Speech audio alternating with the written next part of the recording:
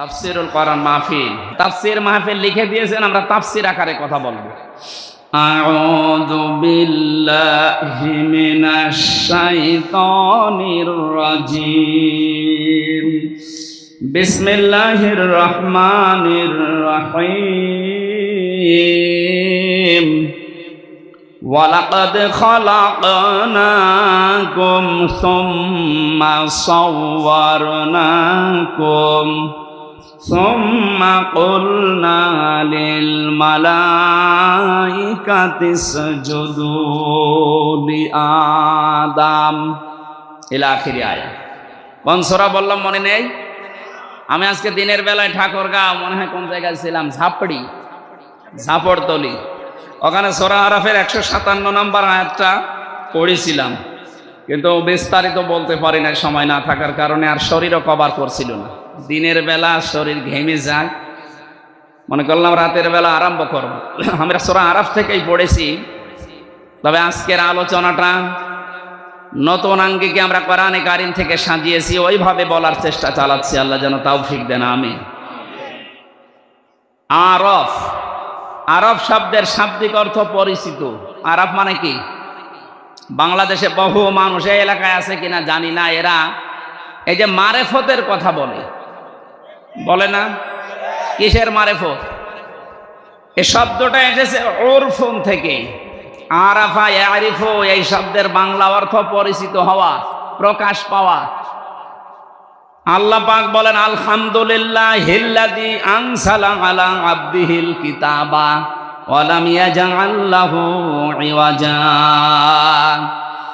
সব প্রশংসা আল্লাহর জন্য, যিনি তার বান্দার প্রতি কিতাব দিয়েছেন, এমন কিতাব দিলেন যে কিতাবে কোনো মারেফতের কথা নেই। ইওয়াজা মানে বক্ষতা, গোপন কথা, চুরি করা কোনো কথা কোরআনে আল্লাহ দেয়নি। যা দিয়েছে সব ওপেন কথা। এই জন্যে কোরআনের কাছে যারা আসে আর এটা বুঝতে পারে, তারা আর গোপন থাকতে চায় না, তারা ওপেন হতে চায়। এ লোকটা রিমান্ডে এবং 4 বছর জেল খাটার পরে তো গোপনে চলে যাওয়ার দরকার ছিল। এই কথা বলেন না কেন? আপনি দেখেন, যারাই জেল থেকে বের হয়, রিমান্ডে যায়, এই মানুষগুলো আরো গোপনে না, আরো ওপেন হয়। তার মানে কোরআনে কারিম যারা পড়বে, বুঝবে, এদেরকে আপনি যত অত্যাচার করেন গোপনে রাখতে পারবেন না। দিন যত যাবে এরা তত ওপেন হবে। আরে 15.5 বছরের দৃশ্য আমরা উল্টা দেখেছি। কত বড় বড় আলেম বলতো হুজুর গোপনে আসি, এটা শয়তান। গোপনে আসি মানে হযরত ওমর যেদিন মুসলমান হয় ওই দিনই বলেছিলেন, হে রাসূল আপনি অনুমতি দেন আমি একটা মিছিল করব প্রকাশ্যে। তিনি মুসলমান হওয়ার পরে ওপেন হয়। আরে দেশে হাজারো মুসলমান বলে গোপনে আসি, দিনকাল ভালো না। দিনকাল ওই সময় ভালো ছিল? ওই সময় আরো খারাপ ছিল। অত খারাপ দিনকালে যদি তারা গোপন না থেকে ওপেন হতে চায়, এখন আমাদের গোপন হওয়া না ওপেন হওয়া? এমন কোরআন থেকে কথা শুনছি যেখানে গোপন কথা। সুতরাং ফকির ফাকরা, বিভিন্ন জটালা লোক যে দরবারে বসে বসে, কবরস্থানে বসে বলে মারেফতের কথা, ওর মারেফত মানে শুধু মায়ের দেওয়া লাগবে, তাছাড়া কোনো বুদ্ধি নেই। আমার কুষ্টিয়া জেলায় জন্ম নিয়ে আমার ঝামেলা। পৃথিবীর ভেতরে একমাত্র জেলা যেখানে পুলিশ পাহারা দিয়ে গাঁজা খাওয়া। আমি বিশ্বের বহু জায়গায় গেছি, কোন জায়গায় আমি দেখিনি যে পুলিশ পাহারা দিয়ে গাঁজা খাওয়াচ্ছে। অথচ কুষ্টিয়ার মাজারে যে 3-4 দিন ধরে অনুষ্ঠান চলল, দেখলাম যে পুলিশে পাহারা দিচ্ছে আর ওরা মন মতো গাঁজা খাচ্ছে। এই এলাকার মানুষও যায়, এই ঠাকুরগাঁও, দিনাজপুর, পঞ্চগড়ের মানুষ বউ, ছেলে, মেয়ে, বেটার বউ সব নিয়ে চলে যাচ্ছে। মনে আছে আল্লাহর ওলি ওখানে আছে। কে বলেছে ওটা আল্লাহর ওলি? লালন কোন ধর্মের লোক ও নিজেও বলতে পারেনি। তার মানে কোন ধর্মের অনুসারী ও নিজেও জানে না, ও আল্লাহর ওলি হয় কি করে? এক কথা বলে না কেন? ওর জন্ম ঠিক আছে কিনা আমি তাও জানি না, যেহেতু বিষয়টা গোপন, আমি আর কি বলবো। তো ওখানে যে কাজ কারবার গুলো হয় এটা প্রকাশ্য শিরিক। মানুষ ওখানে সেজদা দিচ্ছে, মানুষ ওর কাছে মোনাজাত করছে, এটা হারাম। কবরে সেজদা দেওয়া হারাম, এটা আমার ঘোষণা। লা তাত্তাখিদুল কুবুর মাসাজিদা, কবরকে সেজদার জায়গা বানিও না, এই নির্দেশ রাসূলুল্লাহ। এবং বিশ্ব নবীর নির্দেশকে ডাইভার্ট করে, উপেক্ষা করে ওখানে যে কাজ হচ্ছে, মাজার ভাঙা আরম্ভ হয়েছিল। ওই শয়তানের মাজার ভাঙলো না, এখন আমি বুঝতে পারলাম। ওটা ভাঙার দরকার ছিল আগে। আপনারা যাবেন না ওই সমস্ত জায়গায়। যেখানে মারেফতের কথা বলে আপনাকে মায়ের পথ দেখায়। মারেফত বলে কোরআনে কিছু আছে? কিচ্ছু নেই, সব আছে ওপেন। মারেফত কোনটা? এই যে সলাত, এটা শরীয়ত, আর সলাত যে আদায় করে এটা মারেফত। আমি কথা বোঝাতে পারি। সলাত সিয়াম এটা হচ্ছে শরীয়ত, আর এইটা কিভাবে আদায় করবেন ওর পদ্ধতিগুলো যিনি আদায় করার নাম, পরিচিত হওয়ার নাম মারেফত। সুতরাং এই সূরা আরাফের ভেতরে 157টা বিষয় আলোচনা করা আছে। আমরা একটা বিষয় আজকে নিচ্ছি। আল্লাহ রাব্বুল আলামিন বলেন, কিয়ামতের ময়দানে একটা প্রাচীর আমি বানাবো, যে নাম হচ্ছে আরাফ। এখানে কিছু মানুষকে আল্লাহ দাঁড় করিয়ে দেবেন। নবীজি বলেন এদেরকে আল্লাহ জাহান্নামেও দেবে না, জান্নাতেও দেবে না। সাহাবী বললেন, হুজুর জাহান্নামে দেয় না, জান্নাতে দেয় না, কারণ কি? বিশ্বনবী জানিয়েছেন, উম্মতেরা ওই মানুষগুলো দুনিয়াতে ইসলামী আন্দোলন করত। দেলাওয়ার ভাই যে আয়াতটা পড়েছিলেন, হাল আদুল্লুকুম আলা তিজারা তুনজিকুম মিন আযাবিন আলীম, কেউ যদি এই দুনিয়াতে এই ব্যবসাটা করতে পারে, আল্লাহ রাসূল বিশ্বাস করার পর তার জান আর মাল দিয়ে জমিনে আল্লাহর বিধান কায়েম করার জন্য চেষ্টা চালায়, আর যা করুক না কেন আল্লাহ ওরে জাহান্নামে দেবে না। এইটাই ফাইনাল, আল্লাহ ওরে জাহান্নামে দেবে না, কিন্তু জান্নাতে দিচ্ছে না। আল্লাহ নবী বলেন ওদেরকে জান্নাতে আল্লাহ দেয় না এই কারণে ওদের সব আচরণ, ব্যবহার, কাজ কারবার ভালো ছিল, কিন্তু পরিবারে ওদের মা বাবার সাথে সম্পর্ক ভালো ছিল না। এরকম মানুষ দেশে নেই? আছে, মানে বহু নামাজির ভেতরে আছে, বহু রোজাদারের ভেতরে আছে, ইসলামী আন্দোলন করে, পীর সাহেবের মুরিদ হয়েছে 40 বছর, কিন্তু মা বাবাকে খাবার দেয় না, মা বাবার সাথে সম্পর্ক ভালো না। এটার জন্য শুধুমাত্র ওই স্বামী দায়ী না, ওই সন্তানই দায়ী না। আমি যতটুকু হিসাব নিকাশ করে দেখেছি, এর পেছনে দায়ী ওর বউ, আর ওই বউকে কান পোড়া দেয় ওর বউর মা আর ওর বড় বোন। এই জন্য বড় বোন যারা আছে বিয়ে করবেন না, খুব ঝামেলা। তাই বলে আমারটা না, আমারটা ঠিক আছে। বহু মানুষকে আজ আমরা দেখতে পাচ্ছি, খালি উপর থেকে ওর বড় বোন আর ওর মা শুধু খোসায়, শুধু টিপস দেয়, আর কতদিন থাকবে একসাথে, আলাদা হ। তো আলাদা হবে কার সাথে? ওর মা বাবা যদি না থাকে দুনিয়ায়, আলাদা হবে কার সাথে? আপনি তো পরের ঘর থেকে এসেছেন, আর ওকে 25 বছর 30 বছর পর্যন্ত শ্রম দিয়েছে বিনা স্বার্থে ওর মা। হ্যাঁ বলেন, তামাম দুনিয়া একদিকে হয়ে গেলে এর ঋণ শোধ করা সম্ভব? ছোট্ট একটা বাচ্চা এসে বলছে, মা আমার কয়েকটা ফর্দ আছে, এই যে আমি কয়েকটা ভাউচার বানিয়েছি, এই টাকাগুলো দাও। কিসের ভাউচার এটা? তুমি যে প্রতিদিন আমাকে দিয়ে মশারি টাঙিয়ে নাও, আমি হিসাব করে দেখেছি, এক এক দিন যদি 1 টাকা করেও দাও তো 30 দিনে 30 টাকা হয়। ঠিক আছে, ভাউচারটা দাও। দ্বিতীয় ময়দান হচ্ছে, তুমি আমাকে বাজারে পাঠাও মাঝে মাঝে, মাসে যদি 4 দিনও পাঠাও, আমার যে কষ্ট হয় এ যাওয়া আসা করতে, 5 টাকা করে হলেও কমপক্ষে 20 টাকা হয় মাসে, এ টাকা দাও। মা বলে, বাবা তোর আর ফর্দ আছে? বলে, হ্যাঁ আছে। তুমি প্রতিদিন আমাকে দিয়ে বিভিন্ন কাজকর্মের আদেশ করো, যে ছোট মেয়ে আছে তোমার ওই ছোট মেয়েকে আমাকে কোলে নিয়ে ঘুরতে বলো, ওকে লালন পালন করি, মাঝে মাঝে কোলে নিয়ে ঘুরি, আমার কষ্ট হয় এর জন্য আরো 50 টাকা মাসে। এসব মিলিয়ে আমার এই টাকাগুলো এখন পাও না তোমার কাছে, টাকা আমারে ফেরত দাও। মা বলছে, ভাউচারগুলো এখানে রাখ, আমারও ভাউচার আছে। কিসের? আমার ভাউচার, আমি তোকে 10 মাস 10 দিন আমার পেটে বহন করেছি তরমুজের মতো, তুই তো মাসের হিসাব দিলি, আমার 10 মাস 10 দিনের হিসাব পাই আমি। দ্বিতীয় নম্বর, তোকে আমি ডেলিভারি করাতে গিয়ে 57 ইউনিট কষ্ট সহ্য করেছি। বিজ্ঞান এখন প্রমাণ করছে, এই দুনিয়াতে একটা মানুষের মুখ দেখতে হলে কমপক্ষে 57 ইউনিট কষ্ট সহ্য করা লাগে মাকে, যদি নর্মাল ডেলিভারি হয়। একটা মানুষ, আমরা যারা পুরুষ মানুষ আছি, সর্বোচ্চ 47 ইউনিট কষ্ট সহ্য করতে পারি, এর উপরে গেলে আমরা মারা যাব। কিন্তু মা আমাকে দুনিয়ার মুখ দেখাতে গিয়ে 47 না 57 ইউনিট কষ্ট সহ্য করেছে। শুধু এতটুকু আমি শেষ করিনি, তোকে জন্ম দেওয়ার পরে দুনিয়াতে দুধ পান করানো আমার দায়িত্ব ছিল না, এটা দায়িত্ব ছিল তোর বাবার। এখানে একটা মাসলা আছে। এই যে যারা দুধ পান করায় মায়েরা, এই অধিকার, এই হক, এই দায়িত্ব কিন্তু মায়ের না, এ দায়িত্ব বাবার। অনেকে মনে করছে নতুন হাদিস করে, না হাদিস না, এটা কোরআনের আয়াত।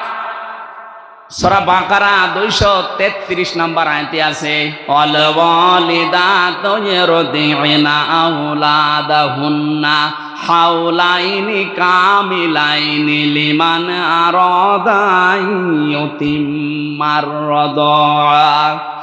যারা আরবি গ্রামার বোঝে ওদেরকে জিজ্ঞাসা করেন, এখানে ফাজিল মাদ্রাসা আছে না, আলেমদের জিজ্ঞাসা করেন লিমান আরাদা ইউতিম্মার রাদা শব্দটা মুযাক্কার।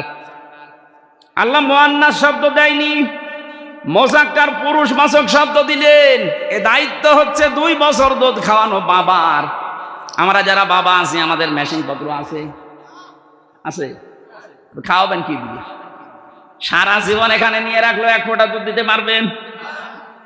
এখন যেহেতু আমাদের নেই, যেটা আল্লাহ দিয়েছে যাদের, তাদের এই কর্তব্যটা ওরা যদি পালন করতে রাজি না হয়, টাকা পয়সা যদি চায় তাও দেওয়া লাগবে। এটা আমার মনে হয় মাইকে না বলা পারিস না, ও সাতা এখন শুটে দেখা যাচ্ছে। আমারটা এই যে 1 মাস আগে হয়েছে, বলবে আমরা 2 লাখ টাকা দাও, না তো তোমার মেয়ে তুমি। মাইকে বলে ভুল করে ফেললাম না তো? সম্মানিতা মা বোনেরা যারা এসেছেন, সন্তানকে দুধ পান করিয়ে প্রথম যে দুধটা তার কণ্ঠনালীতে যাবে, একটা মরা মানুষ জীবিত করে দিলে যে সওয়াব হয়, ওই সওয়াব পাবে। প্রতিদিন একটা সন্তান কমপক্ষে 7 থেকে 8 বার দুধ পান করে, বিজ্ঞান প্রমাণ করছে। প্রতিবারে কমপক্ষে 1 পোয়া করে, 8 বার করে হলে প্রতিদিন হয় 2 কেজি, রাত দিন মিলে 2 বছর দুধ পান করা লাগে একটা সন্তানের। আপনি হিসাব করেন, কমপক্ষে একটা সন্তান মায়ের স্তনের দুধ খায় 36 মণ। কত? 36 মণ। দেলাওয়ার ভাইদের ভাই হচ্ছে 5টা, না বোন কয়টা? 9টা। 36কে 9 দিয়ে গুণ দেন তো। অথচ মায়ের ওজন মাত্র 50 কেজি। কি একটা কুদরতি মেশিন আমাদের মায়ের কাছে আল্লাহ লাগিয়ে দিয়েছে। আমার গ্রামের বাড়ি যেখানে কুষ্টিয়া হালসা, ওই গ্রামে একজনের মেয়ে 12টা, ছেলে 4টা, একটা বউ 16টা। আপনি 9 দিয়ে 36 দিয়ে হিসাব করেন 16 কত মন হয়? আমি একবার হিসাব করেছিলাম 772 মন। এত দুধ আল্লাহ বের করলেন, এটা আপনাকে এমনি এমনি আল্লাহ দেয়নি। মেয়েরা যারা এসেছেন, অনেকে মনে করছেন আমার বডি স্ট্রাকচার খারাপ হয়ে যাবে, আমার স্বাস্থ্য খারাপ হবে, এই জন্য এখন আর সন্তানকে দুধ দিতে চান না। স্বামীকে বলে ডানো আনো, ডানো আনো। মানে এত কষ্ট করে জন্ম দিলাম, এরপরও ডানো আনো। ডানো বানানো হয় কি দিয়ে দেখেছেন? ওর ভেতরে পশুর খাবার মেশানো আছে, পশুর দুধ মেশানো আছে ওর ভেতরে। এই জন্য মায়ের স্তনের দুধ বাদ দিয়ে যারা সন্তানকে শুধু ডানো খাওয়ান, ও বড় হলে ওর আচরণ দেখবেন পশুর মতো হবে। আমাদেরকে আল্লাহ ওই মেশিন দেয়নি, আপনাদের দিয়েছে এমনি না। কারণ এখানে জমা করে রাখার জন্য না, যত ছেড়ে দেবেন তত শরীর ভালো থাকবে। পৃথিবীর কোনো জিনিস দেখবেন এক জায়গায় রাখলেই নষ্ট হয়ে যায়। আপনি পানি এক জায়গায় রাখেন, দেখেন পচন ধরবে। এক কথা বলছেন এখানে, লোহা লক্কর এক জায়গায় রাখেন, পচন ধরবে। ওটা হয় মরিচা ধরবে, জং ধরবে, শেষ হয়ে যাবে। টাকা পয়সাও এক জায়গায় রাখা ঠিক না, যত ছাড়বেন তত আসবে। এই জন্য নদীর পানি, সাগরের পানি যত ছেড়ে দেবেন তত স্বচ্ছ পানি আসে। ক্ষমতাও এক জায়গায় রাখা ঠিক না, এও নষ্ট হয়ে যায়। 15.5 বছরে নষ্ট হয়ে যায়নি? এটা যদি 5 বছর 10 বছর পরে পরে পাল্টাতো, তাহলে এত জুলুম করার সাহস পেত না। মা বোন যারা এসেছেন, এক জায়গায় রাখবেন না, এটাকে আপনি ছড়াবেন, নয়তো আবার স্তন ক্যান্সারের ঝুঁকি দেখা দেবে। শেষে স্বাস্থ্য ভালো রাখার জন্য কেটে বাদ দেওয়া লাগবে। আমি আর নিচে নামলাম না। মায়ের অনেক মর্যাদা। মা বলছে আমি তোরে 2 বছর দুধ খাওয়াইছি, এইটার ভাউচার 36 মণ দুধ তুই খেয়েছিস, যা টাকা হয় ভাউচার দিয়ে দিলাম, টাকা আমারে ফেরত দে। এখানে যারাই আছেন আমি সহ, দুনিয়া যদি একদিকে চলে যায়, সব একদিকে, আপনার মা বাবা একদিকে, কোরআন আর হাদিস বলে আপনাকে মা বাবার দিকে থাকা লাগবে, যদি যুক্তি বৈধ হয়।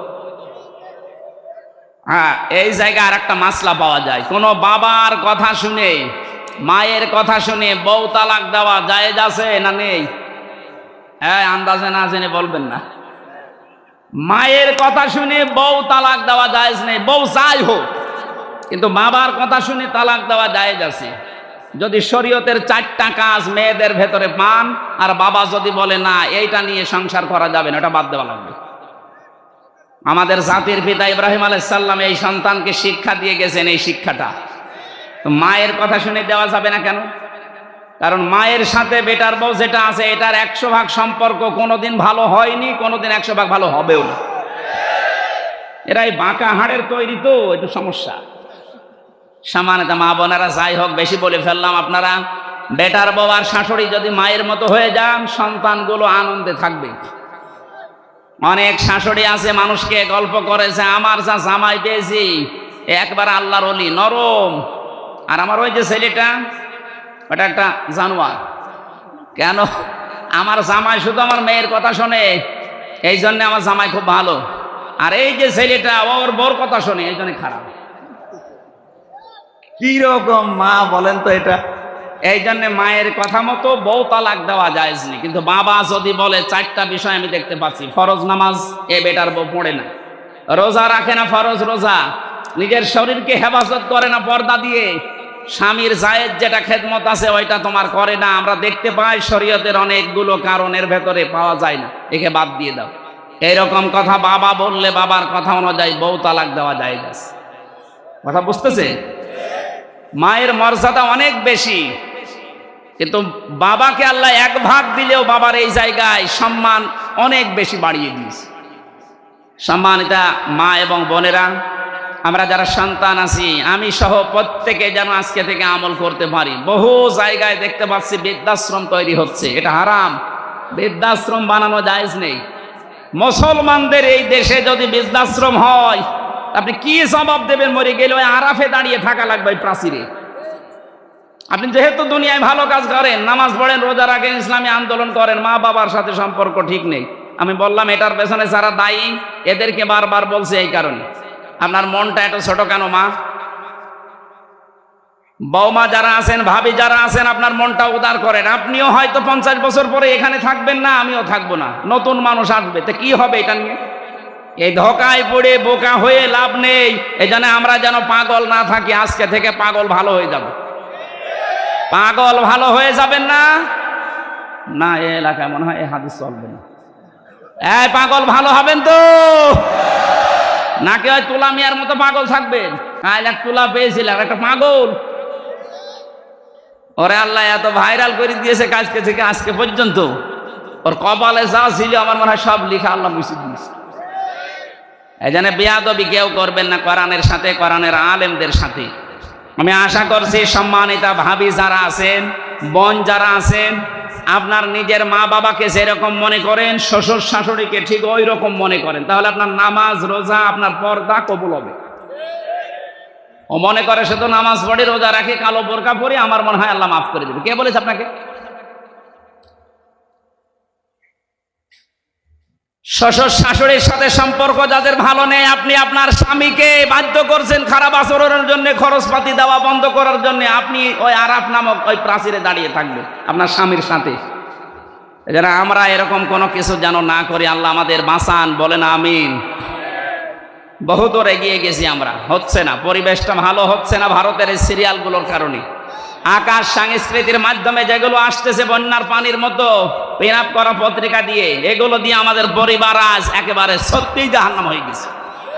এই জন্য একটা টিপস দেই, আমি সহ প্রত্যেক সপ্তাহে অন্তত 2 দিন মা বাবা স্ত্রী সন্তান যারা আছে এই মানুষগুলোকে এক জায়গায় নিয়ে সপ্তাহে 2 দিন হলেও বা 1 দিন হলেও আপনারা কোরআনের অথবা হাদিসের কোনো দার্স নিয়ে বসবেন।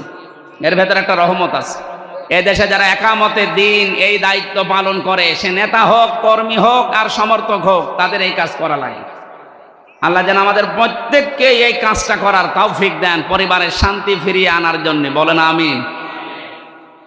যেই বর কারণে, যেই ভাবির কারণে আজ সংসারে অশান্তি লেগে আছে, এই ছোট মনের কারণে, তাছাড়া কিচ্ছু না। হয়তো মাকে 2000 টাকা দিয়ে শাড়ি দিয়েছে, আর ওনারে দিয়েছে 1800 টাকা দিয়ে, 200 টাকা কম বেশি। এই জন্যে স্বামীর সাথে কথা বলে না, এরকম মহিলা দেশে নেই। এইরকম ছোট মনের বউ আছে কার ঘরে? হাত তোলেন তো। এই যে একজন তাও আছে, তোলেন, আপনি দাঁড়ান। ঠিক আছে ভাই, ও ভয় পাচ্ছে। ক্যামেরা সব ঘোরানো আমার দিকে, আপনার ভয় নেই। হাত আমি তুললে সমস্যা আছে, আমার শালা আছে পেছনে, ও বাড়ি যে সব বলে দেবে। আবার এই যে ম্যাডাম তো মনে হয় লাইভ দেখছে। কোনটা বড়টা?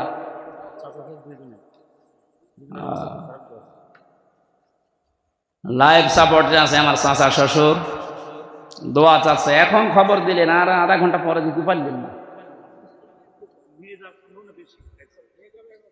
দোয়া চাচ্ছি মুসাফির অবস্থা আপনাদের মতো ভালো মানুষের কাছে, ওনার হায়াত যদি থাকে আল্লাহ যেন বাড়িয়ে দেন, আর যদি হায়াত আল্লাহর দরবারে লেখা থাকে নেই, যেন ইমানের সাথে বিদায় নেন। আমার ভাইরা, আমি আরাফ শব্দের যে প্রাচীরের কথা বলছিলাম, এখানে যেন আমরা দাঁড়িয়ে না থাকি। নবীজি হাদিসের শেষে কিন্তু আর বলেন না যে কি হবে।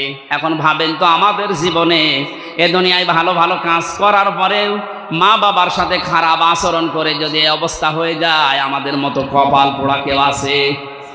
আল্লাহ আমি সহ যারাই আসলাম, আমাদেরকে এই আরাফ মেনে নেওয়ার তৌফিক দাও, বলেন আমিন। আরম্ভ হচ্ছে আল্লাহর কোরআনে কারীম, ওয়ালাকাদ খালাকনাকুম সুম্মা সাওয়ারনাকুম। আল্লাহ পাক বলেন, অবশ্যই আমি তোমাদেরকে বানিয়েছি। বলেন তো, আমাদের বানিয়েছেন কে? সুম্মা সাওয়ারনাকুম, অথবা তোমাদের আকৃতি দিয়েছি আমি আল্লাহ। বিজ্ঞানে আয়াত নিয়ে গবেষণা চালিয়েছে, আল্লাহ আমাদেরকে বানিয়েছে। সর্বপ্রথম তিনি ফেরেশতাদেরকে বলেছিলেন মাটি নিয়ে আসো। জিবরাইল, মিকাইল, ইসরাফিল তিনজন এই মাটির কান্না থেকে ফিরে গেছে, এটা ফি জিলালিল কোরআনে পাবেন। শেষে হযরতে আজরাইল এসে এক খামসা মাটি নিয়েছিল, মুফাসসির লিখেছেন মাটি কন্দন করেছিল। তো আজরাইল বলেছে, না, যারা ফিরে গেছে আমি তাদের মতো না। আল্লাহর আদেশ, তুমি যতই কান্নাকাটি করো আমি দুনিয়াতে থেকে নিয়ে যাবই। এক খামসা নিয়েছেন, 40 মণ মাটি ছিল এক খামসার ভেতরে। ফেরেশতাদেরকে আল্লাহ এই যে বডি স্ট্রাকচার যেটা এটা তৈরি করলেন, বডি স্ট্রাকচার তৈরি করতে 40 মণ মাটি দিয়ে 36 হাত মোটা, 60 হাত লম্বা, তার মানে 120 হাত 60 গজ। এটা বিশাল দেহ পড়ে আছে। আল্লাহ পাক বলেন, আমি নিজে তখন তার আকৃতি বানালাম। এই যে সব্বার না, এই সুরত বানানোর দায়িত্ব আল্লাহ ফেরেশতাদেরকে দেয়নি। লাকাদ খালাকনাল ইনসানা ফি আহসানি তাকওয়িম।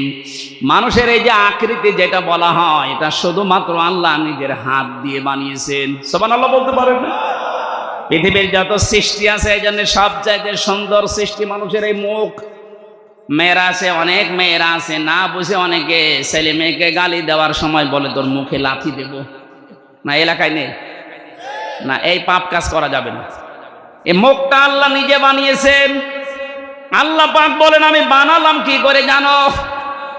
ফালিয়ানজুরিল ইনসানু মিম্মা খুলিক, খুলিকা মিন মাইন দাফিকিন ইয়াখরুজু মিন বাইনিস সুলবি ওয়াত তারাইব। বলেন আল্লাহু আকবার। মানুষকে নজর করে দেখে না যে কি জিনিস দিয়ে তাকে বানালাম। বাবার স্ফলিঙ্গ দিয়ে দ্রুত গতিতে পানিটা যখন বের হয়ে যায়, ওটা মায়ের রেহেমে যাওয়ার সঙ্গে সঙ্গে 40 দিনে পাল্টাতে থাকে।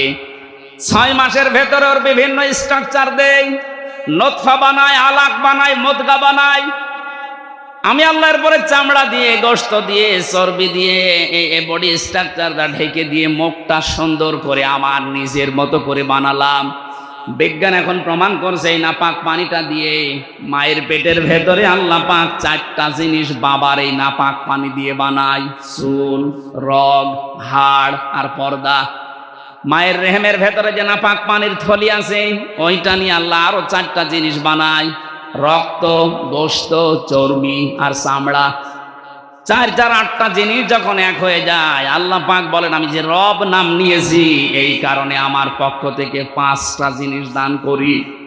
সূরা নাহলের 78 নম্বর আয়াতের মাঝের অংশে আছে এটা, ওয়াজআলা লাকুমুস সামআ ওয়াল আবসারা ওয়াল আফইদা ইলা আখিরি আয়া। এই যে শ্রবণ শক্তি, দর্শন শক্তি, বাক শক্তি, আকেল শক্তি আর ঘ্রাণ শক্তি, এই 5টা আমি নিজের রব নাম নিয়েছি এই কারণে তোরে দিয়েছি। 8-5-13টা জিনিস যখন এক হয়ে যায় তখন আস্তে করে মায়ের পেট থেকে আমি আল্লাহ দুনিয়ায় নিয়ে আসি। আল্লাহু আখরাজাকুম মিন বুতুনি উম্মাহাতিকুম, জোরে বলেন আল্লাহু আকবার। আল্লাহ আমাদেরকে বানাচ্ছেন, আমাদের আদি পিতাকে। আল্লাহ পাক বলেন বিশাল দেহ বানানোর পরে তার ভেতরে আমি রূহ দিয়ে দিলাম। রূহ দেওয়ার প্রথম বিভিন্ন জায়গা ঠিক করেছিলাম কিন্তু দেইনি। নাক দিয়ে রূহ দেওয়ার পরে সঙ্গে সঙ্গে আদম একটা হাসি দিয়েছিল। এখানে একটা শিক্ষা আছে, আমাদের আদি পিতা হযরতে আদম হাসি দেওয়ার সঙ্গে সঙ্গে এই যে ফেরেশতারা যে বডি স্ট্রাকচার বানিয়েছিল পানি দিয়ে, মাটি দিয়ে, বিভিন্ন কায়দা কৌশলের ভেতরে আছে, যত চার্ম, যত খড়কোটা এর ভেতরে লুকিয়েছিল, একবার হাসি দেওয়ার সঙ্গে সঙ্গে নাক দিয়ে আল্লাহ সব বের করে দেয়। ওই সময় হযরতে আদম একটু স্বস্তি পায়, একটু হালকা লাগে নিজেকে, তখন একটা শুকরিয়া আদায় করে আলহামদুলিল্লাহ। এ শব্দটাই আল্লাহ এত বেশি খুশি হয়েছেন ওই দিন থেকে কিয়ামত পর্যন্ত আদমের সন্তান দুনিয়ায় যারা আসবে ওরা যখন হাসি দেবে, একবার হাসি দিলে 12,000 টাকা খরচ করলে যে জান শরীর থেকে বের করা যায়, ওই রকম হাসি দিলে অত টাকার জান বের হয়ে যায়। এই জন্য তখন শুকরিয়া আদায় করা লাগে আলহামদুলিল্লাহ। শব্দটা এত দামি, এটা যে শুনবে তার পাশে যে থাকবে সে বলবে ইয়ারহামুকাল্লাহ। কথা বলছেন না কেন? এটা বলা লাগে না? আপনি আলহামদুলিল্লাহ, আমাদের আদম নবী বলেছিলেন এটা। আল্লাহ পাক এবার ফেরেশতাদেরকে বললেন সুম্মা কুলনা লিল মালাইকা, ফেরেশতাদেরকে বললাম লিআদামা ফাসাজাদু ইল্লা ইবলিস, তোমরা একটু সেজদা দিয়ে সম্মান দেখাও আমার আদমকে। প্রশ্ন আসতে পারে হযরতে আদমকে সেজদা দেওয়া লাগবে কেন? আমি 7টা কারণ পেয়েছি তাফসিরে। 1 নম্বরে হযরতে আদমকে আল্লাহ জ্ঞান দিয়েছিলেন তাই। আবার প্রশ্ন আসতে পারে ফেরেশতাদের জ্ঞান ছিল না? হ্যাঁ ছিল, কিন্তু যতটুকু আল্লাহ দিয়েছেন ওর বাইরে ওনারা 1 পাও নড়তে পারতো না। এই জন্য ফেরেশতারা এক বাক্যে জানিয়েছিল ক্বালু সুবহানাকা লা ইলমা লানা ইল্লা মা আল্লামতানা ইন্নাকা আনতাল আলিমুল হাকীম। বলেন আল্লাহু আকবার। হযরত আদম আলাইহিস সালামকে আমি ঘটনা শোনাতে না, শিক্ষা নেওয়ার জন্য বিশাল দেহ পড়েছিল। হযরতে আদমকে আল্লাহ শিক্ষা দিয়েছিলেন প্রথমে যে জিনিসের নামগুলো, ওটা আমরা অনেকেই মনে করি আলু, পটল, বেগুন, ঝিঙ্গা, এই না। আল্লাহ ওই দিন যত ন্যায় আছে, যত অন্যায় আছে সব কিছু তার সাথে পরিচয় করে দিয়েছিলেন। এখানে যারা তাফসীর পড়তে পারেন সূরা বাকারার 31 নম্বর আয়াতটা বাড়ি দিয়ে মিলাবেন, ওয়া আল্লামা আদামাল আসমা কুল্লাহা। আল্লাহ পাক নিজে ক্লাস নিয়ে শিখিয়েছেন আদম আলাইহিস সালামকে যত কিছু অন্যায়, যত কিছু ন্যায় সবাই একদিনে তার ভেতরে আল্লাহ দিয়ে দিয়েছেন, এক ক্লাসের ভেতরে। সুম্মা আরাদাহুম আলাল মালাইকা, অথবা ফেরেশতাদের সামনে ওনাকে আরজি করলেন, হাজির করার পরে বললেন দেখো তো, বলো দেখি। কারণ ফেরেশতারা ন্যায় অন্যায়ের ওই ভাষাগুলো তখন তো বুঝবে না। ওনাদেরকে আল্লাহ যতটুকু শিখিয়েছেন তার বেশি ওনারা পারে না। আদম আলাইহিস সালামকে ক্লাস নিয়ে আল্লাহ সব আগে জানিয়ে দিয়েছেন। হযরতে আদমকে এবার ডাক দিয়ে বললেন দেখো, আদমকে জিজ্ঞাসা করো যত ন্যায় আছে দুনিয়া শুরু থেকে কিয়ামত পর্যন্ত সব ন্যায়, সব অন্যায়ের পরিচয় আমার আদম বলতে পারবে। এই জন্য আমরা আদমের সন্তান হিসাবে লেখাপড়া করি নাই, তারপরেও কিন্তু ন্যায় আর অন্যায় বুঝি। কথা বলেন না কেন? এটা ওই যে ক্লাস নিয়েছিল আমাদের আল্লাহ, আমাদের আদি পিতা আদম আলাইহিস সালামের ওই ক্লাসের গুণ আমরা জীবনে লেখাপড়া যদি নাও করি, তাও আমরা কোনটা ন্যায় কোনটা নাই আমাদের বিবেক আছে, এটা আমাদের বলে দেবে। হযরত আদম আলাইহিস সালামকে তৈরি করা হয়ে গেল, জান্নাতের ভেতরে তিনি ঘুরতেছেন। সব কিছু আছে জান্নাতে, কিন্তু মনের ভেতর ওনার শান্তি নেই। রব্বুল আলামিন বলেন, আমি আদমের মনের খবর যেহেতু জানি, ওনার বাম পাজর থেকে একটা হাড় বের করে সুন্দর একটা মেয়ে লোক বানিয়ে রাখলাম, নাম দিলাম হাওয়া। হযরতে আদম ঘুম থেকে উঠেই দেখলেন একটা মেয়ে লোক, উনি তাকালেন এবং ধরতে গেলেন। রব্বুল আলামিন বলেন, আদম তাকানোও যাবে না, ধরাও যাবে না। হযরতে আদম ওই সময় বলেছিলেন, রব্বুল আলামিন ধরা যাবে, তাকানো যাবে, কি করলে আপনি সেই পদ্ধতি বলেন। আল্লাহ ওই সময় বলেছেন, বিয়ে করা লাগবে। বলছে, আমি রাজি আছি। বিয়ে করা লাগবে, রাজি আছি শুনলেই হবে? মহারানা দেওয়া লাগবে? আমার কাছে কিছু নেই। বিয়ে করতে রাজি হয়ে গেলে কি করে? বাংলাদেশের যুবক আমরা যারা আছি, কোন ফরজ যদি নাও জানি, বিয়ে করা ফরজ এটা জানি। ফরজ কি কাউকে বলে দেওয়া লাগে? বহু সন্তান আছে, এখানে মোবাইল করে বলে, হুজুর এটা বলতে পারেন না, মা বাবা থাকে। ঠিক আছে বললাম তো, বিয়ে করা ফরজ আছে কারোর জন্য, কারোর জন্য সুন্নাত আছে, কারোর জন্য নফল আছে, কারোর জন্য ওয়াজিব আছে, কারোর জন্য হারাম আছে। আপনি বিয়ে করে যদি অত্যাচার করবেন, যৌতুক নেবেন, এই নিয়ত থাকে, আপনার জন্য বিয়ে করা জায়েজ নেই, হারাম। কথা বলেন না কেন? যদি এই নিয়ত থাকে যে আমি সুন্নাত পালন করব, দুনিয়াতে নবীজির উম্মতের সংখ্যা বাড়াবো, আপনার জন্য বিয়ে করা সুন্নাত। নিজেকে কন্ট্রোল করা যদি কঠিন হয়ে পড়ে, তার জন্য বিয়ে করা ফরজ, ওয়াজিব। হযরতে আদম যেই বলেছেন আমি বিয়েতে রাজি আছি, আমি তাকাতে চাই, ধরতেও চাই, কারণ এই যে মেয়ে লোকের প্রতি একটা আকর্ষণ, এটা আল্লাহ নিজে বানিয়ে দিয়েছেন। সূরা আলে ইমরানের 14 নম্বর আয়াতে তাফসীর করা আছে, যুজ্জিনা লিন-নাসি হুব্বুশ শাহাওয়াতি মিনান নিসা। আল্লাহ বলেন, আমি সুশোভন করে দিয়েছি, আকর্ষণীয় করে দিয়েছি 7টা জিনিসকে দুনিয়ায়, তার 1 নম্বরে নারী, স্ত্রী। এই জন্য স্ত্রী লোকের প্রতি, মেয়ে লোকের প্রতি আকর্ষণ আসবেই পুরুষের, এইটাই স্বাভাবিক। এটা বানিয়েছে কে? আল্লাহর এই সিস্টেমটাকে বাংলাদেশে আজ অনেকেই উল্টিয়ে দিতে চাচ্ছে। মেয়ে লোকের প্রতি আপনার আকর্ষণ হবে, দায়িত্ব দিয়েছে, এই পদ্ধতি বানিয়েছে কে? আরো জোরে বলেন। এটা যারা পাল্টিয়ে সমকামিতা অর্জন করার মাধ্যমে বাংলাদেশে অনেকে অফিসও নিতে চাচ্ছেন, নাম দিয়েছে মানব অধিকারের অফিস। তাই কিসের মানব অধিকার? সমকামিতার অফিস বানানোর জন্য যারা চেষ্টা আছেন, 96% মুসলমানের এই দেশে এই গনার কাজ আমরা হতে দেব? বলেন, কত রুচি নিচে নামলে পুরুষ মানুষকে বিয়ে করে? বলেন, মানুষ আজ পর্যন্ত কোন কুকুর পুরুষকে বিয়ে করেছে আমি শুনিনি। কথা বলেন না কেন? যে সমস্ত মানুষেরা এই সমকামিতার নাম দিয়ে এটা প্রমোটও করছেন, আমার মনে হয় এরা কুকুরের চাইতেও খারাপ। এদের কোনো আত্মীয় স্বজন এদের সাথে করা যাবে না, এগুলো মানুষের তালিকায় আর নেই। হযরতে আদম নবী যখনই রাজি, আল্লাহ পাক বলেন দেন মোহর দাও, কিছু নেই, তাহলে আমার নবী মুহাম্মদুর রাসূলুল্লাহর উপরে 10 বার দরুদ পড়ো, এইটাই দেন মোহর। তিনি পড়লেন, পড়ার পরে জান্নাতের ভেতরে বেশ আরামে আছেন। এখানে আমার কয়েকটা শিক্ষা আছে আয়াতে। রব্বুল আলামিন বলেন, জান্নাতে ওরা যখন আরামে ছিল, হযরতে আদম আলাইহিস সালামকে আমি একটা নিষেধ করেছিলাম, সব জায়গায় যাওয়া যাবে কিন্তু ওই গাছটার কাছে যাওয়া যাবে না। যে গাছ মানে আল্লাহর একটা নিষিদ্ধ জায়গা।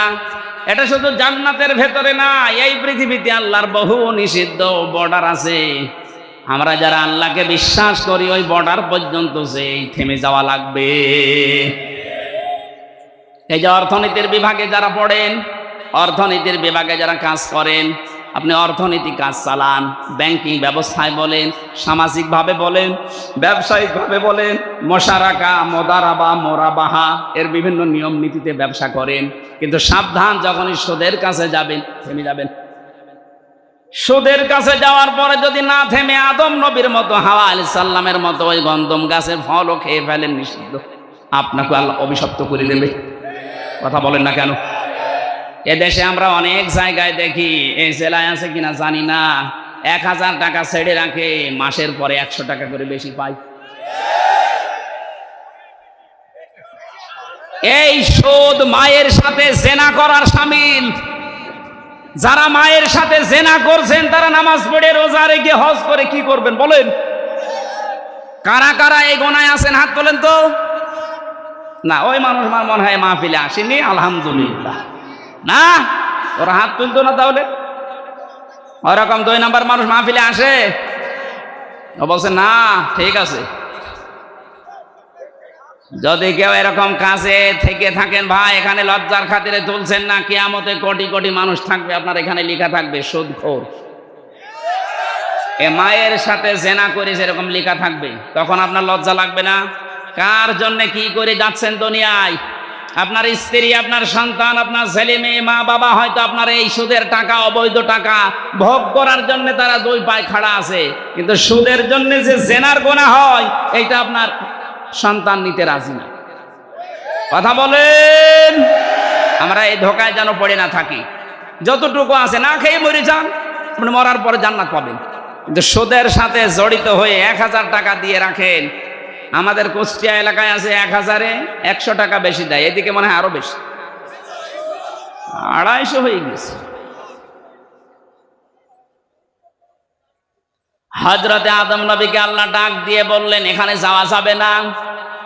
আকুলনা ইয়া আদম উসকুন আনতা ওয়া যাওজুকাল জান্নাতা ওয়া কুলা মিনহা রাগাদান হাইতু শি'তুমা ওয়া লা তাকরাবা হাদিহিস শাজারাতা ফাতাকুনা মিনাজ জালিমিন। এই ওঠাওঠি করছে কারা? এরা খুব জরুরি না খেদের? একটু জিজ্ঞাসা করেন।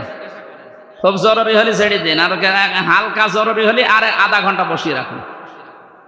এই ছেলে, যুবক মানুষ চলে যাচ্ছে মানে, হ্যাঁ 1.5-2 ঘন্টা বসে থাকতে পারো না? বিয়ে দিলেও বউ টেকবে? আমি আর নিচে নামলাম না। এই যুবক মানুষ যারা না যায়, বুড়ো মানুষ 2-1টা চলে যায়, যাক, ওর বউ না টিকলেও অসুবিধা নেই। আল্লাহ তাকে ডাক দিয়েছিলেন, হে আদম, বিয়ে যখন হয়ে গেছে, বউ নিয়ে এবার তোমার বাড়ি যাও। জান্নাত আমাদের বাবার বাড়ি। কি কথা বলে না কেন? জান্নাত আমাদের। আরো জোরে বলেন, জান্নাত আমাদের, জান্নাত আমাদের। তাহলে আয়াত থেকে শিক্ষা, বিয়ে করার পরে বউ নিয়ে বাবার বাড়ি যাওয়া লাগবে। আর আমরা নিজেরাই ঘর জমা থেকে যাই। এই এলাকায় ঘর জমা আছে?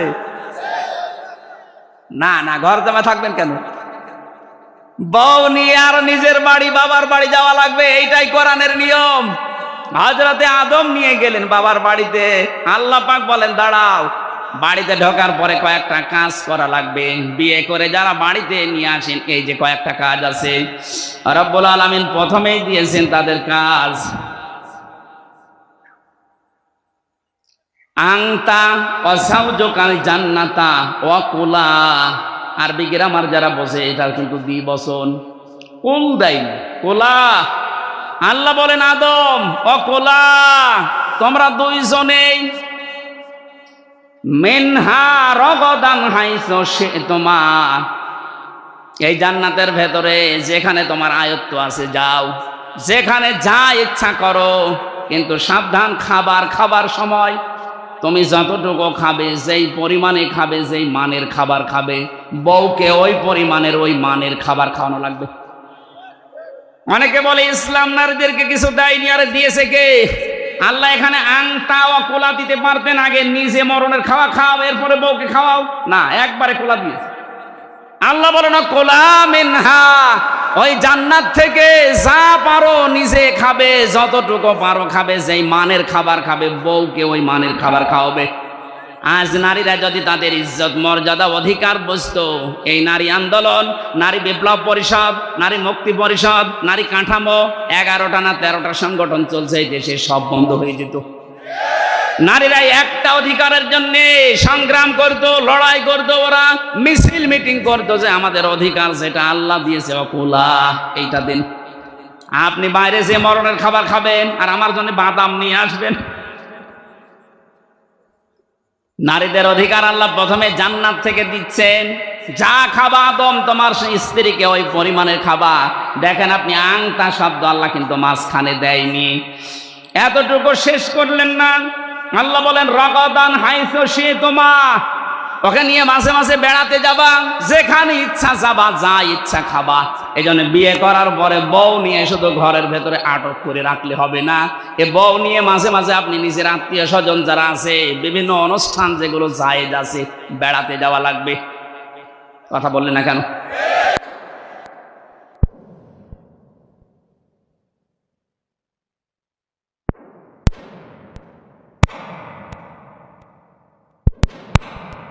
সংকুচিত করে ইসলামের উপর একটা অপবাদ দেয় যে মেয়েরা ইসলাম যদি কায়েম হয় তোমাদেরকে ঘর বন্দি করে ফেলবে।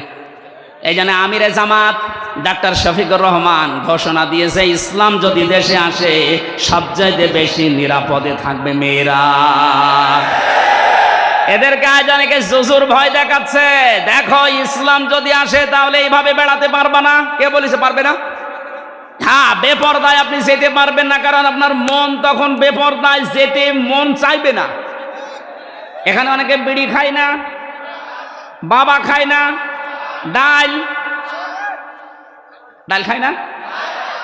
এগুলো যারা খাচ্ছে বা খাবেন, ইসলাম কায়েম হলে কোনো নিষেধ নেই, আপনি খেতে পারবেন। এই যে মসজিদের ভেতরে যারা যায়, মসজিদে যাবার সময় কি কেউ ডাল খায়, কেউ বিড়ি খায়? কেন? কারণ জায়গাটার পরিবেশে ওইরকম। কথা বলে না কেন? মসজিদের পরিবেশে ডাল খাওয়া, বাবা খাওয়া, বিড়ি খাওয়া, আরো জোরে বলেন। আপনার বিবেকে আপনাকে বাধা দেবে। ইসলাম যদি 56,000 বর্গ মাইলে কায়েম হয়, পুরা এলাকায় হয়ে যাবে জান্নাতের মতো, পুরাটা হয়ে যাবে আল্লাহর ঘর মসজিদের মতো। তখন আপনাকে বেপরদায় চলতে মনে চাইবে না, সবাই বোরকা পরে বের হয়, আমিও যাব। কেউ বাবা খায় না, আমিও খাবো না, কারণ বাবা আপনার খাওয়ার মতো রুচি আসবে না। ওয়ালাকুম ফিহা মা তাশতাহি আনফুসুকুম ওয়ালাকুম ফিহা মা তাদউন। জান্নাত এমন ভাবে আল্লাহ বানিয়েছে, মনের ভেতরে চাওয়ার আগে আপনার সামনে চলে আসবে। ইসলাম যদি সত্যি এদেশে কায়েম হয়ে যায়, এই দেশটাও ঠিক আপনার কাছে আল্লাহ ওইভাবে বানিয়ে দেবে। আপনার বিড়ি খাওয়ার মতো রুচি আপনার এই অন্তরে আল্লাহ রাখবে না, বের করে দেবে। কেন? এটা সূরা আরাফের ভেতরে আছে। আল্লাহ রাব্বুল আলামিন বলেন, ওয়ানাযা'না মা ফি সুদুরিহিম মিন গিল্লিন তাজরি মিন তাহতিহিমুল আনহার। এটা 43 নম্বর আয়াত। যারা জান্নাতে যাবে তাদের অন্তর থেকে আমার আল্লাহ হিংসা, বিদ্বেষ এবং যে অহংকার আছে, গিল্লুন, এগুলো সব আল্লাহ বের করে দেবে। এদেশে ইসলাম কায়েম হয়ে গেলে আমাদের ভেতর আর হিংসা, বিদ্বেষ, বাবা খাওয়ার মতো মন, ডাল খাওয়ার মতো মন থাকবে না, আল্লাহ বের করে দেবে। সুতরাং এইটা কায়েম হওয়া খুব জরুরি। বহু বছর তো দেখলেন, 53 বছর তো দেখতে আছেন, ছাতা কিছুই হয়নি। একটা ইসলামের হাতে দিয়ে দেখেন তো কি দেখা যায়। কথা বলেন না কেন? একটু দেখতে মনে চাই না? মেয়েদেরকে বলছি, আপনাদের এই জুজুর ভয় যারা দেখাচ্ছে, ওরা আপনাদের ভোগ করতে চায়। আল্লাহ কোরআনে নির্দেশ দিচ্ছে, আদম বউ নিয়ে ঘুরবা ফিরবা, হ্যাঁ সাবধান, ওয়ালা তাকরাবা হাদিহি শাজারা, এই গাছের কাছে যাবা না। মানে তার মানে এমন কিছু নিষিদ্ধ জায়গা আছে যেখানে বউ নিয়ে, মেয়ে নিয়ে, বেটার বউ নিয়ে যাওয়া যাবে না, এরকম জায়গা নেই। আপনি অনুষ্ঠানে যাবেন, পার্কে যাবেন, কিন্তু এমন পার্কে যাওয়া যাবে না, এমন মেলায় যাওয়া যাবে না যেখানে মেলা নিয়েছে নাম শিশু মেলা, শিশু নেই, শিশুর খালারা আর মামারা, এরকম মেলা দেশে নেই। বৃক্ষ মেলা নাম দিয়েছে, কোনো বৃক্ষ নেই, শুধু জীবিত মানুষ দাঁড়িয়েছে। এই জন্য এমন জায়গায় আমি যেতে পারি না যে জায়গায় আল্লাহর নিষিদ্ধ তাকরাবা হাদিহি শাজারা। তাহলে বউ নিয়ে ঘোরাঘুরি করা, এদিকে ওদিকে যাওয়া, এটা জায়েজ নেই। আরো জোরে বলেন। কোন লোক যদি নিজের স্ত্রীকে সাজগোজ করার জন্য কিছু কিনে দেয়, এই যে যত কিছু লাগে ওদের, আশকারা, মাসকারা, আইলানা, আমি 57টা জিনিসের নাম পেয়েছি বিয়ে করার সময়, তাও তো অল্প টাকা দিয়ে বাজার করেছিলাম। আমার এই যে 57টা লিস্ট ধরিয়ে দিয়েছে, আমি বলছি এত কিছু কেন? বলছে হুজুর সব এখনো দিইনি, বাকি জিনিস যদি সব দিয়ে দেয়, আপনি যা টাকা আইনিয়েছেন এ টাকায় হবে না। বলেন তো, এক চকের ভেতরে দেখলাম প্রায় 8টা না 9টা, বাকি জায়গায় কত আছে? ওদেরকে যদি 1000 জিনিসও সাজতে লাগে, স্ত্রীকে সাজগোজ করার জন্য যত টাকা খরচ হবে, ওটা যদি শুধু আপনার জন্য হয়, পরপুরুষের জন্য না হয়, পুরা 10,000 টাকার যদি সাজগোজের জিনিস দেওয়া হয়, পুরাটাই সাদগা। স্ত্রীকে 5,000 টাকার জিনিস কিনে দিয়েছেন সাজার জন্য 1 বছরে, হাত তোলেন তো এরকম মানুষ আছেন কিনা? এই এলাকায় মানুষ বিয়ে দেয়, এই যে একজন, না এটা রেকর্ড হচ্ছে, এই যে ছবি তুলছে সব, এই স্টেজে একটা মানুষও হাত তুললো না। এদের কি বউ আছে না গেছে? আপনারা মেয়েরা এরকম মানুষ বিয়ে করেছেন, 1 বছরে 5,000 টাকা জিনিস কিনে দেয় না, আবার বলে তুমি সেই যে থাকো না, তো সাজবে কি দিয়ে? সম্মানিত মা বোনেরা, না আপনার স্বামী যেন পরিমণির দিকে আর না তাকায়। কথা বলেন না কেন? আপনি নিজেকেই পরিমণি বানিয়ে ফেলবেন। টাকা দিতে না চাইলে দরকার হয় পকেট মারা টাকা দিয়ে ফেরেন, লাভলি কেন? কোনো অসুবিধা নেই। যদি দিতে না চায়, ফেরাউন মার্কা আর কারণ মার্কা স্বামী হলে তার থেকে নেওয়া যায় যাচ্ছে। হযরত আদম আলাইহিস সালামকে আল্লাহ বলেছিলেন, এই নিষিদ্ধ গাছের কাছে যদি চাও তাহলে জালেম হয়ে যাবা। উনি বেশ ঠিকঠাক আছেন, হঠাৎ করে জান্নাতের মেন গেটে শয়তান এসেছে, মধুর সুরে কাঁদতেছে। হযরত হাওয়া আলাইহিস সালাম ছিলেন পাশে, এসে দেখে কাঁদে একটা লোক। কি কাঁদো কেন? বলছে, কাঁদি আমার জন্য না, কাঁদি তোমাদের জন্য। আমাদের জন্য? আমাদের আর কি, আমরা তো ভালোই আছি, বিশাল এলাকা আমাদের জন্য, মন মতো যেখানে ইচ্ছা যায় যা ইচ্ছা খাই, বেশ আনন্দে আরামে আছি আমাদের চেয়ারে। আমাদের কান্না কি হলো আমাদের জন্য? শয়তান ওই সময় 2টা কথা বলেছিল, আল্লাহ পাক কোরআনে তুলে দিয়েছেন। রব্বুল আলামিন বলেন, শয়তান বলেছে, ওয়াকাসামাহুমা ইন্নী লাকুমা লামিনান নাসিহিন। আমি আল্লাহর নামে কসম দিয়ে বলছি, আমি তোমাদের হিতাকাঙ্ক্ষী, শুভাকাঙ্ক্ষী। এই দুনিয়াতে যারা মুসলমানদের ঈমান আর আমল ধ্বংস করার জন্য সাহায্যের হাত বাড়ায়, দেখবেন ওদেরও দুর্বিসন্ধি এইটাই। এদেশে বহু এনজিও বাইরের দেশ থেকে আসে শুধু আমাদের ঈমান আর আমল ধ্বংস করার জন্য। 10 টাকার উপকার করলে সুদের মাধ্যমে 20 টাকা চুষে নেয়। কথা বলছেন এখন? শয়তান প্রথমেই কথা বলতে গিয়ে কেঁদে ফেলেছে। কথা বলতে কি প্রথমেই ও কেঁদে ফেলেছে। আল্লাহ পাক বলেন, শয়তান প্রথমেই কথা বলতে গিয়ে কাঁদছিল। হযরতে হাওয়া তার কান্না দেখে গলে গেছে। তিনি ডাক দিয়ে বলেন, আপনি কাঁদবেন না। কাঁদেন কেন? কি হয়েছে? আমাদের জন্য আপনার কাঁদা দরকার নেই, বলেন তো কি? এই জন্য শয়তান মার্কা মানুষ দুনিয়ায় যারা আসবে, আপনি দেখবেন তারা কথা বলার আগেই কেঁদে ফেলে। আমরা তো তাই দেখেছি। আর বাবা মারা যাওয়ার পর থেকে কান্না আরম্ভ। কথা বলতে গেলেই বলে, আমার কেউ নেই, কেউ নেই। এই কেউ নেই কেউ নেই বলেই কেঁদে ফেলে। তো কেউ নেই, আমরা কি করব? এতিম মানুষ, এতিমের জন্য এতিমখানা আছে। কথা বলেন না কেন? আপনি যদি যেতে চান, আমরা রাজি আছি। মা বাপ যেহেতু আপনার নেই, এতিম, এদেশে বহু এতিমখানা আছে, সেখানে রেখে দেব। আসতে বলেন। কান্নাকাটি যখন বন্ধ হয়ে গেছে, হযরতে হাওয়া আলাইহিস সালাম বললেন, এবার বলেন তো দেখি কান্নার প্রথম কারণ। শয়তান আবার ব্যাখ্যা করছে। 1 নম্বরে শয়তানের ব্যাখ্যা ছিল এই, দেখেন আমি কাঁদি আপনাদের জন্য এই কারণে, আমি গোপন সূত্রে জানতে পেলাম যে আরামে আপনারা আসেনি, আরামে আপনাদেরকে আল্লাহ রাখবে না, এখান থেকে বের করে দেবে। মেয়েদের অভ্যাস এইটা, এটা কোরআনে আছে। হযরত ইউসুফ নবীর ঘটনা বর্ণনা করতে গিয়ে আল্লাহ এটা আমাদেরকে জানিয়েছেন। আমার আলোচনা কি লম্বা হয়ে যাচ্ছে? ওরে বাবা, 11টা বেজে গেছে। বলেন, বললে তো মেলাক্ষণ বলতে পারবো, কিন্তু আমার তো শরীর বাঁচাতে হবে। হযরতে আদম আলাইহিস সালাম, ইউসুফ আলাইহিস সালামের জামানায় যে ঘটনাটা, আমরা একটু ইঙ্গিত দিই। ইন্না কাইদাকুন্না আযীম। আল্লাহ পাক বলেন, মেয়েদের চক্রান্ত বড় ভয়ঙ্কর। এই সময় যেই বলেছে যে আপনাদেরকে আরামের জায়গায় আল্লাহ আর থাকতে দেবে না, আমি গোপন সূত্রে সংবাদ পেয়েছি, তখনই উল্টিয়ে গেছে। কি এত আরামের চেয়ারে থাকতে পারবো না মানে? কি করা লাগবে আপনি তাই বলেন। আজও বিশ্বে তাকান, যেই দেশে মেয়ে লোকের কাছে শয়তান এই প্ররোচনা দেয়, যে আরামে আসো, এই আরামে কিন্তু থাকতে পারবা না, বিদায় করার চিন্তা ভাবনা চলছে। তখনই ও বিগড়িয়ে যায়, তখনই বলে কি করা লাগবে বলেন। দরকার হয় হামসার মতো মানুষকে বছরের পর বছর জেলে আটকিয়ে রাখবো, মেরে ফেলবো, তাও আমার থাকা লাগবে।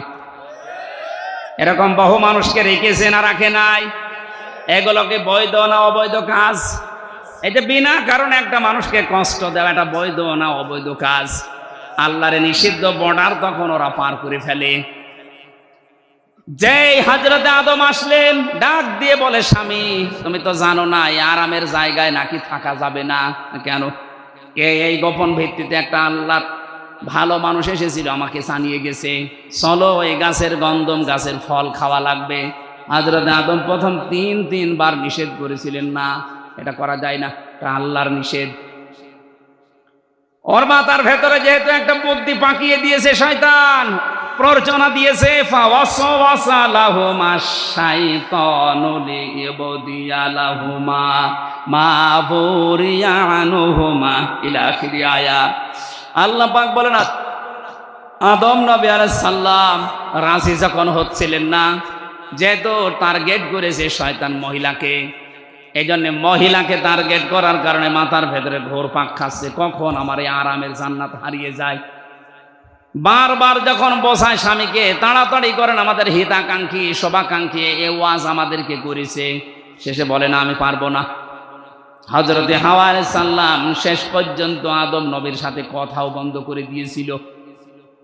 ঠাকুরগাঁওবাসী পরিবারে যদি স্ত্রী স্বামীর সাথে কথা বন্ধ করে দেয়, ও পরিবার থেকে অশান্তির দাবানল জ্বলছে। তাও তো তারা মাত্র 2 জন। আমাদের দেশে কত মানুষ আমরা বিভিন্ন জায়গায় আছি, স্বামী স্ত্রীর কথা বন্ধ করলে বাইরে যে চার দোকানে গল্প করা যায়। কত মানুষ আছে মনের কথা বলা যায়, আর আদম নবী স্রেফ একা, স্ত্রী কথা বন্ধ করে দিয়েছে। বলেন তো কি একটা অবস্থা, কেউ নেই তো গল্প করার। আর শেষ পর্যন্ত রাজি হলেন, গাছের কাছে গেলেন, তারপরও ফল ছিঁড়তে রাজি না। হযরতে হাওয়া পেছন দিক থেকে যে জোর করে ফল ছেড়েছিলেন, গাছের পাতাটা ফলটা ছেড়ার পরে যে কষ পড়েছিল, এটা দুর্বল বর্ণনাটা, তারপর আমি শিক্ষার জন্য বলছি। এই যে কষ পড়েছিল ওখান থেকে, এই পাতাটা ছেড়ার পর বরদোয়া দিয়েছিল এই গাছ, আমি নিষিদ্ধ ছিলাম, আমার শরীর থেকে যে কষ আর কষ ঝরিয়েছো, যৌবন প্রাপ্ত হলে আল্লাহ তোমার শরীর থেকে এরকম কষ ঝরাবে। এই জন্য মেয়েদের এই বরদোয়া লিখিয়াস, মাসে 3 দিন 7 দিন 10 দিন, কথা বলছেন না কেন? আল্লাহ রাব্বুল আলামিনের এই যে জান্নাতের ভেতরে যে গন্ধম গাছের এই বরদোয়া কিয়ামত পর্যন্ত মেয়েদের উপরে লেগেই থাকবে। শেষে যখন নিজেদের লজ্জা স্থান পর্যন্ত উন্মুক্ত হয়ে গেছে, শয়তান তখন ওই জান্নাতের গেট থেকে হাসতেছে। কারণ শয়তান ছিল যৌনবাদী, ও যৌনতা ভালোবাসে। এই দেশে আজ যারা নিজেদের গোপন অঙ্গগুলোকে মানুষের সামনে প্রকাশ করে নিজের আনন্দ পান, বুঝবেন আপনি শয়তান হয়ে গেছেন। বলে হুজুর আমার শয়তান দেখান, শয়তান দেখাতে আবার আমেরিকায় যাওয়া লাগবে? যেগুলো ঢেকে রাখা দরকার মেয়েদের পুরুষদের, ওইগুলো যারা ঢেকে রাখে না, ওইটা একটা টাটকা নির্ভেজাল শয়তান। কারণ শয়তান উলঙ্গ থাকতে ভালোবাসে। এক কথা বলেন না কেন? যৌনতা ছড়াতে ভালোবাসে শয়তান। হযরত আদম এবং হাওয়ার 2 জনের পোশাক যখন খুলে গেছে, শুধু পোশাক খোলা না, শেষ পর্যন্ত প্রসাব পায়খানার প্রয়োজন দেখা দিয়েছে। আল্লাহ পাক বলেন না, এখানে এই কাজ করা যাবে না, সিস্টেম নেই। কুলনা হাবিতু মিনহা জামিআ, চলে যাও, সবাই মিলে আমার জান্নাত থেকে নেমে যাও। এখানে সবাই মানে আদম হাওয়া এবং তাদের সন্তানরা আর ওই শয়তান, সবাইকে নামিয়ে দিলেন। পৃথিবীতে আসার পরে তারা 300-350 বছর পর্যন্ত কেঁদেছিল। হযরত আদম আলাইহিস সালাম শেষ পর্যন্ত রব্বানা যালামনা আনফুসানা ওয়া ইল্লাম তাগফির লানা ওয়া তারহামনা লানাকুনান্না মিনাল খাসিরিন। এই দোয়াটা 350 বছর পর্যন্ত তিনি পড়ার পরে শেষ পর্যায়ে মুহাম্মদুর রাসূলুল্লাহ রসুলাই মাপ পেয়ে গেছেন। ওই যে আসার পরে আমার আল্লাহ বলেছিলাম এই যুগে যুগে আমার বাণী পাঠাবো, শেষ পর্যায়ে লাস্ট ভার্সন এই কোরআন এসেছে, এটা কিয়ামত পর্যন্ত থাকবে। ফামান তাবিয়া হুদায়া ফালা খাউফুন আলাইহিম ওয়ালা হুম ইয়াহজানুন। এটা যারা অনুসরণ করে চলতে পারবে তাদের দুনিয়ায় কোনো ভয় নেই, চিন্তা নেই। এ মানুষগুলো চোখ বন্ধ হলে আবার ওই বানানো বাড়িতে ফিরে যেতে পারবে। জোরে বলেন সুবহানাল্লাহ। শয়তান এবার আল্লাহকে বলেছে, আল্লাহ আমি কিছুই পেলাম না, তুমি আমাকে কয়েকটা জিনিস দাও, কারণ তোমাকে আমি 1000 বছর 900 বছর পর্যন্ত তোমার আমি সেজদা দিয়েছি, এত সেজদা দিয়েছি, সেজদার বিনিময়ে আমি কিছু চাই। আল্লাহ ওই দিন 3টা জিনিস দিতে রাজি হয়েছিলেন। 1 নম্বরে শয়তান বলেছে, ক্বালা আনজিরনি ইলা ইয়াউমি ইউবাসুন, আমি বাঁচতে চাই, কিয়ামত পর্যন্ত আমার হায়াত বাড়িয়ে দাও। আল্লাহ বলেন, দিলাম। আপনি তাকান, দুনিয়ায় যারা বেশি দিন বেঁচে থাকার আকাঙ্ক্ষা করে এগুলো এক প্রকার শয়তান। আপনি দেখবেন শয়তান মার্কা মানুষগুলো শুধু বেঁচে থাকার আকাঙ্ক্ষা বেশি। তাছাড়া যারা আল্লাহওয়ালা মানুষগুলো দুনিয়ায় বেশি দিন বেঁচে থাকতে চায় না, ওরা চায় যত তাড়াতাড়ি বিদায় নিতে পারি তত তাড়াতাড়ি আমার মালিকের সাক্ষাৎ পাওয়া যাবে। শয়তান 2 নম্বরে বলেছিল, ক্বালা ইন্নাকা মিনাল মুনজারিন ক্বালা ফাবিমা আগওয়াইতানি লাআকুদান্না লাহুম সিরাতাকাল মুস্তাকিম। হে আল্লাহ, আমি ক্ষমতা চাই, পাওয়ার চাই, টাকা পয়সা চাই। আল্লাহ বলেন, দিয়ে দিলাম, যা। তামাম দুনিয়ার দিকে তাকাবেন, শয়তান মার্কা মানুষ যারা, তাদের টাকা পয়সা, অর্থ সম্পদ, ক্ষমতা বেশি। 3 নম্বরে বলেছিল, তোমার বান্দাদেরকে ধোঁকা দিয়ে বোকা বানিয়ে আমি আমার সাথে জাহান্নামে নেওয়ার জন্য সবচাইতে ভালো ভালো রাস্তার মোড়ে মোড়ে অবস্থান করব। এজন্য শয়তান সিনেমা হলের সামনে থাকে না, শয়তান রাজবাড়ির গলন্দ ঘাটে যায় না। ও জানে যে এখানে যারা আসবে আমার ভাইরা ভাই। শয়তান যায় কোথায়? এই যে গড়িয়া ফাজিল মাদ্রাসা, গড়িয়া কলেজ ময়দানে কোরআনের অনুষ্ঠান হচ্ছে, ও জানে যে এখানে গেলে মানুষের পরিবর্তন এসে যেতে পারে। বিভিন্ন মোড়ে মোড়ে মানুষকে উল্টা পাল্টা ফতোয়া দিচ্ছে যে এখানে যাবা হামজা রাজনীতি করবে, একথা বলছেন। এখানে এরকম মানুষ মোড়ে মোড়ে নেই? আপনি শয়তানি দেখতে পান না, চলেন আমি আপনাকে দেখাচ্ছি। আল্লাহ রাব্বুল আলামিন আমাদেরকে যে বাড়ি থেকে তাড়িয়ে দিয়েছেন, ওটা আমার বাবার বাড়ি। ওখানে যাওয়ার জন্য যেহেতু এই কালাম এসেছে, এটা অনুসরণের মাধ্যমে ওখানে যাওয়া লাগবে। আল্লাহ যেন ওখানে যাওয়ার মতো যোগ্যতা আমাদের দান করেন, বলেন আমিন। আমি জেলখানায় বসে কিছু নোট করেছিলাম, ওটা বাইরে এসে আবার লিখেছি বই আকারে। পারিবারিক জীবন নিয়ে, দাম্পত্য কলহ এবং সমাধান। ওই যে গাড়িটা আছে সাদা গাড়ি, যাওয়ার সময় মেয়েদের জন্য নিয়ে যাবেন, ওখান থেকে কাজে লাগবে ইনশাআল্লাহ। আল্লাহুম্মা আমিন। লা ইলাহা ইল্লা আনতা সুবহানাকা ইন্নী কুনতু মিনাজ জালিমিন। আল্লাহুম্মা গফিরলি ওয়ারহামনি ওয়াহদিনি ওয়াফিনি ওয়ারযুকনি ইয়া রাব্বাল আলামিন। আস্তাগফিরুল্লাহাল্লাযী লা ইলাহা ইল্লা হুয়াল হাইয়ুল কাইয়্যুম ওয়া আতুবু ইলাইহি। লা হাওলা ওয়ালা কুওয়াতা ইল্লা বিল্লাহিল আলিয়্যিল আযীম। লা ইলাহা ইল্লা আনতা সুবহানাক ইন্নী কুনতু মিনাজ জালিমিন। রব্বুল আলামিন ঠাকুরগাঁও জেলার গড়িয়া বাজারে ইসলামী সমাজ কল্যাণ পরিষদ কর্তৃক আয়োজিত তোমার কোরআনের অনুষ্ঠানে যারা শ্রম দিয়েছে, যারা টাকা দিয়েছে, এদের টাকাগুলো ওসমানের মতো কবুল করে নাও। এ মাহফিলে নারী পুরুষ যারাই আমরা এসেছি, আমাদেরকে ওমরের মতো, হযরতে ফাতেমার মতো বানিয়ে দাও। আমাদের প্রধান অতিথি শ্রদ্ধাভাজন বড় ভাই দেলাওয়ার হোসেন, আল্লাহ তুমি কোরআনের পাখি দেলাওয়ার হোসেন সাইদির মতো কবুল করে নাও। এ মাহফিলে যত অতিথি এসেছে, আমি নাম জানি না অনেকের, আল্লাহ তোমার কুদরতি খাতায় তাদের নামও লিখে নাও। মাওলানা হোসাইন কথা বলেছে, মাওলানা হারুন, আল্লাহ অনেকের মা বাবা নেই, তাদের বাবাকে কবরে মাফ করে দাও। আমার মা বাবা বেঁচে আছে, তাদেরকে তুমি হায়াতে তাইয়্যিবা সিহাতে কুল্লিয়া দান করো। আমি নিজে অসুস্থ, আল্লাহ কথা বলবো না বলতে অনেক কথা বলে ফেলেছি। যতটুকু বললাম আমাদের জীবনে আমল করার তৌফিক দাও রব্বুল আলামিন। তোমার যে বান্দার মাধ্যমে এই পঞ্চগড়, ঠাকুরগাঁও, দিনাজপুর, নীলফামারী আমি কোরআনের দাওয়াত নিয়ে আসি, মাওলানা সুলতান আহমেদকে কবুল করো। তার জীবনের অভাব দূর করে দাও। বড় ভাই আশরাফুল ইসলাম তার সন্তানাদি স্ত্রী পুত্র যারা আছে মঞ্জুর করো। তার যে স্ত্রী মারা গেছে আল্লাহ তুমি কবরে জান্নাত দিয়ে দাও। যত স্বেচ্ছাসেবক কাজ করেছে আজকে প্রত্যেককে তুমি হযরতে হাসান হোসাইনের মতো বানিয়ে দাও। এলাকায় যত মানুষ কবরে আছে কবরগুলো জান্নাতুল ফেরদাউস বানাও। মির্জা ফখরুল ইসলাম আলমগীর সাহেব দোয়া চেয়েছি, আল্লাহ তুমি তাকে হেদায়েতের সর্বোচ্চ মাকাম দান করো। মেহেরবানি করে আল্লাহ তুমি তাকে হেদায়েত দিয়ে দাও। বারাকাল্লাহু লানা ওয়া লাকুম ফিল কোরআনিল আযীম। মরণ আসলে যেন পড়ি লা ইলাহা ইল্লাল্লাহু মুহাম্মাদুর রাসূলুল্লাহ।